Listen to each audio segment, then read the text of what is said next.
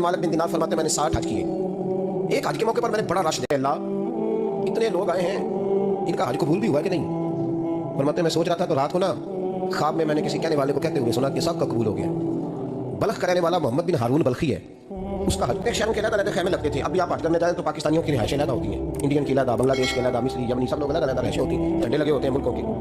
कहते मैंने सवेरे उठ के ढूंढना शुरू कर दिया, ढूंढता हूँ बंदा मिले। कहते जहाँ बल्ख शहर के लोग रहते थे वहाँ चला गया, तो मैंने लोगों से पूछा तुम्हें मोहम्मद बिन हारून बल्खी कौन है? लोग कहने लगे वो तो बड़ा नेक आदमी है, परहेजगार है बड़ा। क्या कहाँ है? उन्होंने कहा पहाड़ के पीछे उसने खैमा लगाया हुआ है, सारी रात इबादत करता है, सारा दिन रोजा रखता है।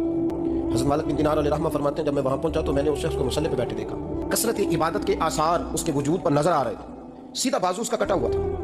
फरमाते 2 रक्ते मुकम्मल करके ना मैंने उससे अस्सलाम वालेकुम कहा तो मुझे कहने लगा वालेकुम सलाम, आप मालिक बिन दिनार है? मैंने कहा बड़ी इसकी फिरासत है। फरमाते फिर कहने लगा आपको ख्वाब आई होगी कि मेरा हज कबूल नहीं। फरमाते मुझ पर और बिजली गिरी कि क्या कह रहा? मैंने कहा यार लोग भी तेरी तारीफ कर रहे हैं और तेरी बसीरत भी बड़ी है, तो ये माजरा क्या है? कहने लगा आप ना पूछे। ये कह के उसने रोना शुरू किया।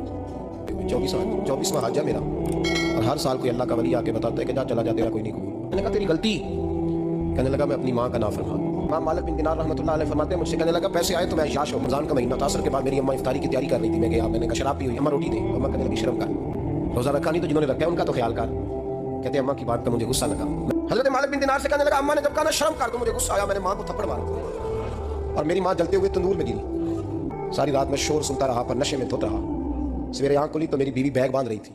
मैंने कहा कहाँ जा रही हो? कहने लगी जो माँ का नहीं बना मेरा कैसे बनेगा? तो मैंने कहा मेरी अम्मा का, वो तो लोगों ने रात को दफन करने लगा, मुझे क्यों नहीं बताया? तो कहते हैं लोग कहने लगे तेरी मरती हुई माँ कह गई थी इसे मेरा मुंह ना देख रहे थे। मालिक बिन दिनार फरमाते हैं जब उसने ये बात सुनाई तो मैंने भी उसके मुंह पे थप्पड़ मारा। वो रोने लगा, हुजूर दुआ करे अल्लाह मुझसे राजी हो जाए। कहने लगा जब माँ के इंतकाल की खबर मिली तो मैंने कुल्हाड़ी लेके वो हाथ काट दिया जिससे माँ को मारा था। मैंने सारी जायदादें खिरात कर दी। 24 साल हो गए, रात नमाज पढ़ता हूँ, रोजा रखता हूँ, हज करता हूँ, और हर साल कोई आके कहता जा दौड़ जा तेरा कोई नहीं कबूल। हुजूर दुआ करे मालिक राजी हो जाए। फरमाते मैं थप्पड़ मार के आ गया, रात को आके सोया तो मुझे ख्वाब में रसूल पाक का दीदार हुआ। नबी करीम ने फरमाया जा उसे जाके बता दे तुझे क़यामत में तेरी माँ की वजह से बख्श दिया जाएगा। कहा हुजूर अम्मा की वजह से किस तरह? तो महबूब फरमाने लगे रब करीम इसकी माँ का मुकदमा सुन के कहेगा उठाओ इसको दोज़ख में फेंको, इसने माँ जलाई थी इसे भी जलाओ।